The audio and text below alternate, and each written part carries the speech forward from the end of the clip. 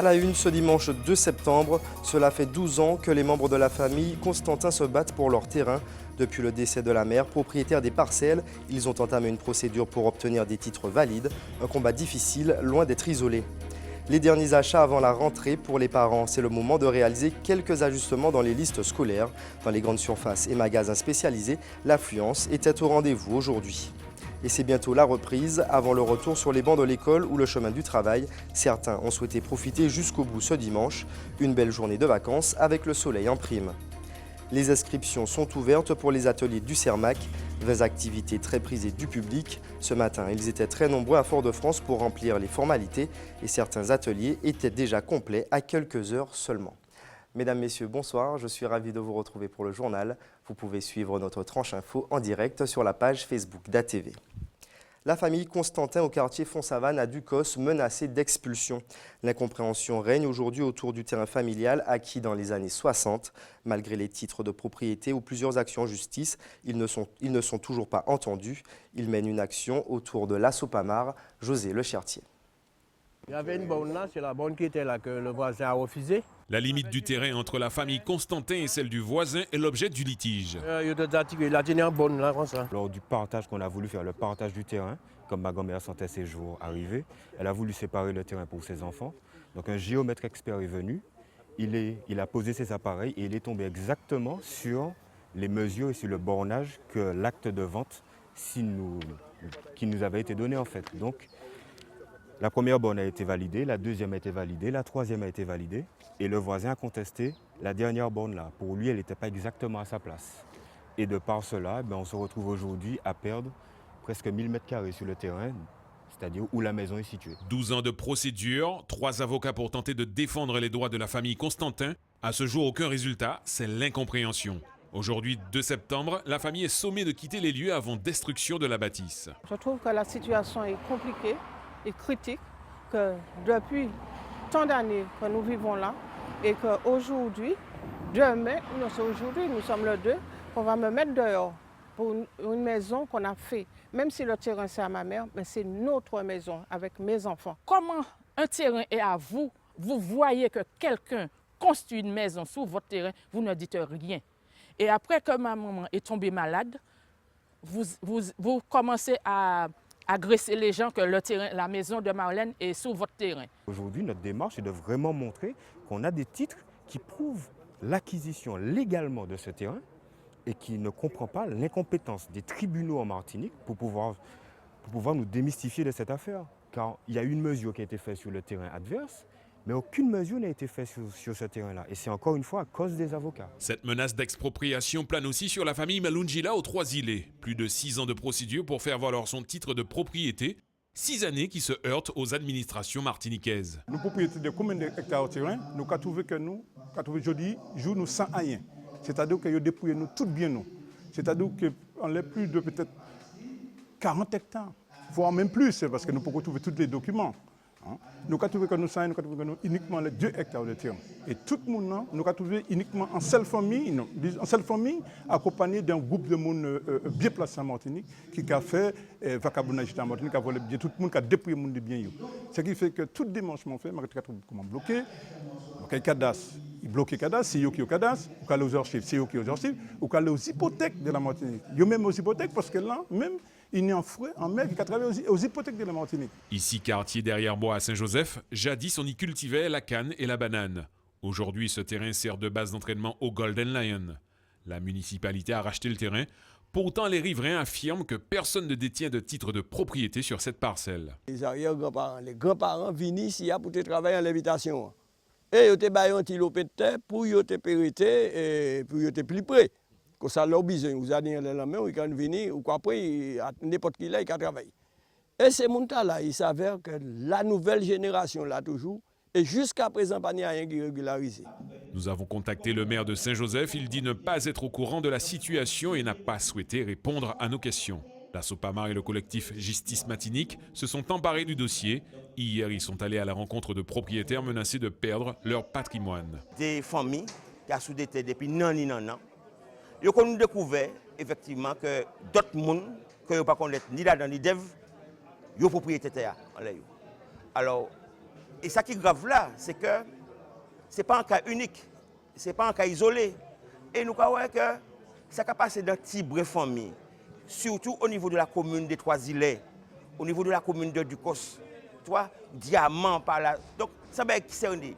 Et puis, ça qui est plus grave là, c'est que souvent, c'est même mounans ou bien même famille qui a revendiqué tout cet état. Les associations ont prévu de lancer une pétition à grande échelle pour sensibiliser l'ensemble de la population à ce qu'elle appelle le vol des terres. Plus que 2 jours avant la rentrée des classes, à J-2, il faut encore compléter les listes scolaires. Certains parents cherchent encore les fournitures manquantes. Une période chargée pour les enseignes, habituées à ce rush de dernière minute. Johan Boulard. Comme la rentrée, à grands pas, Béatrice s'avance vers sa mission du jour.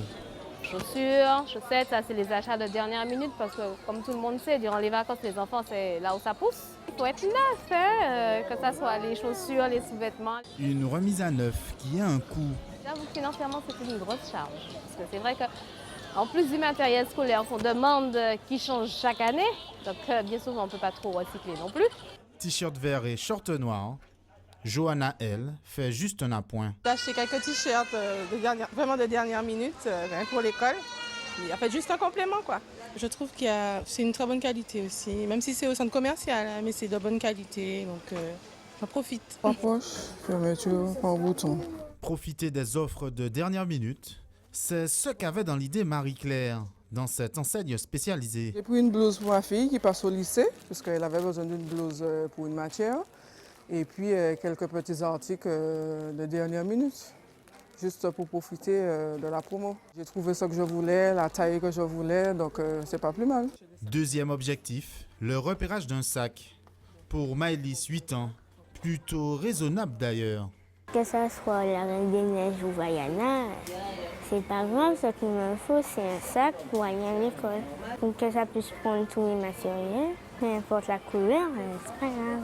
Les courses l'avant-veille de rentrée, l'apanage de beaucoup comme Audrey, mais pas parce qu'elle serait mauvaise élève. Le plus gros avait été fait au début des vacances et il manquait juste 1 ou 2 articles, donc on est venu chercher les derniers. Le versement des allocations a par ailleurs boosté les ventes durant toute cette fin de mois. Je ne pourrais pas rentrer dans les chiffres et ça représente beaucoup. Sur des détails comme ça représente beaucoup. Par exemple, on avait des crayons HB qui étaient très demandés. Donc des crayons très spécifiques avec une idée particulière au niveau de l'écriture. Après, c'était sur, par exemple, des stylos avec guide. Les parents d'élèves auront dépensé en moyenne entre 165 € pour les plus petites sections et 650 € pour les lycéens, notamment les filières professionnelles.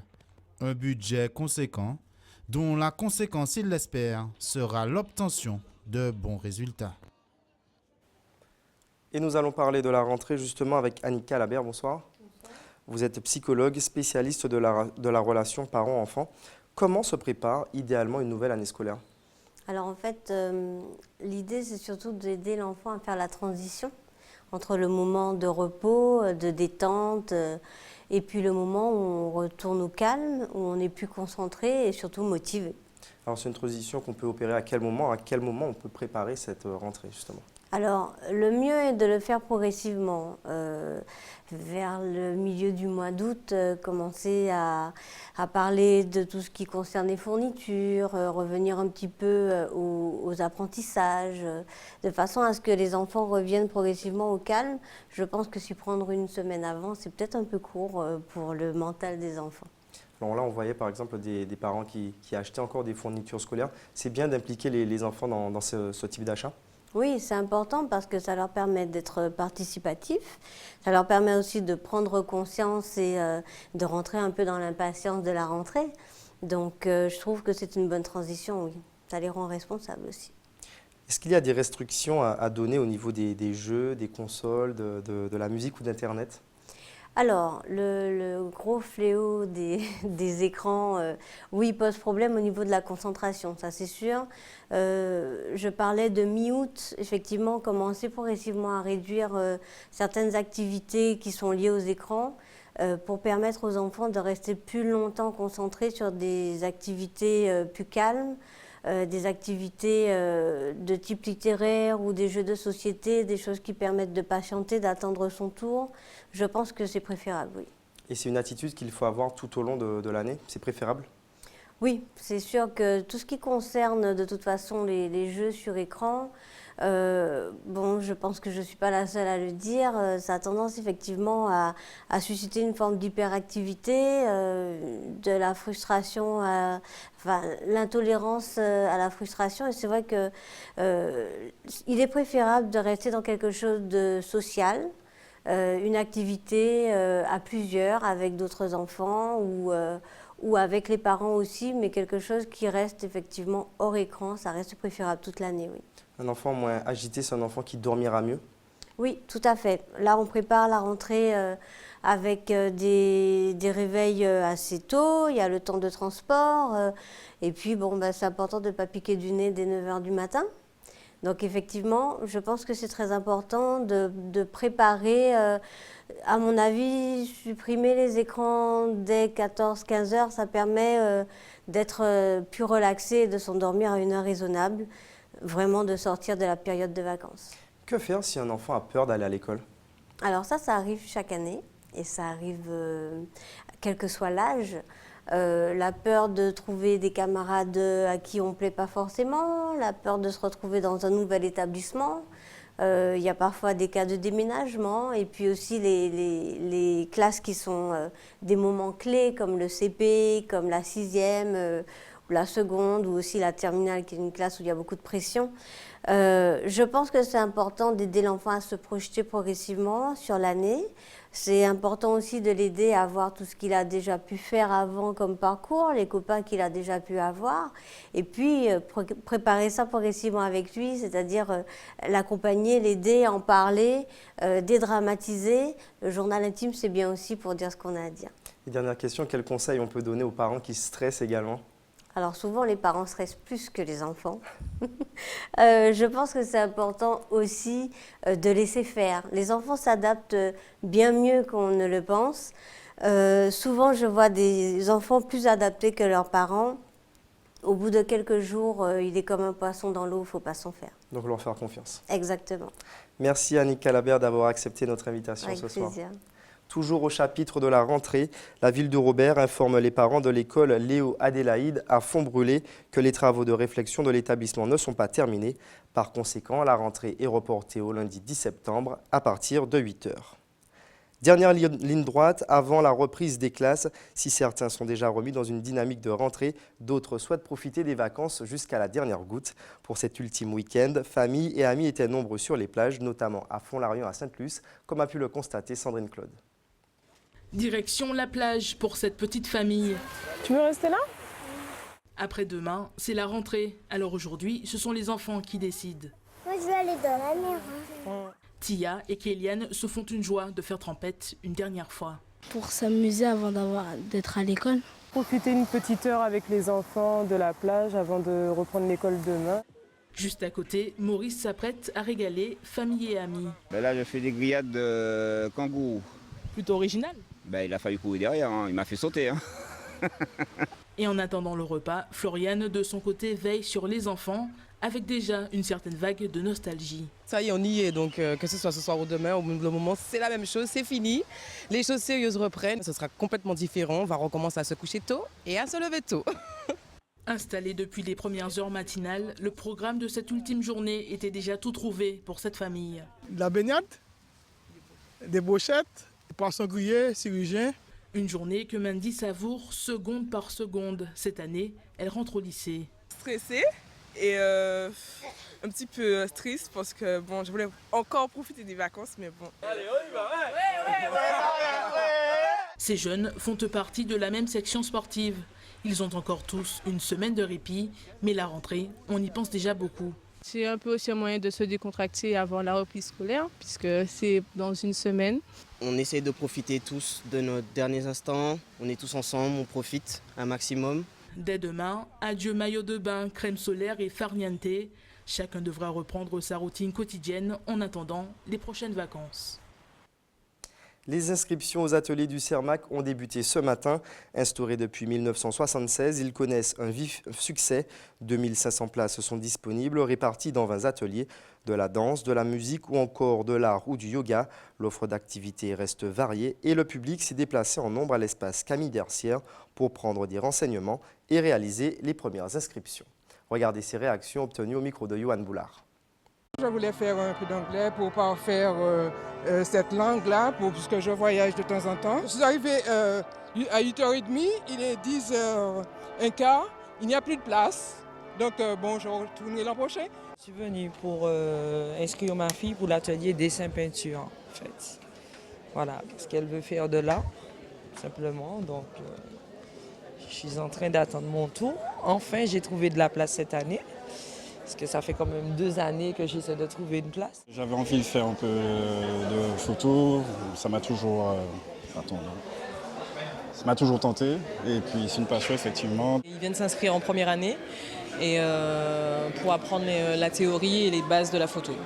Donc pour l'instant, j'en suis déjà au moins une 40aine de personnes et ça continue. Cette année, grande nouveauté, c'est la flûte traversière.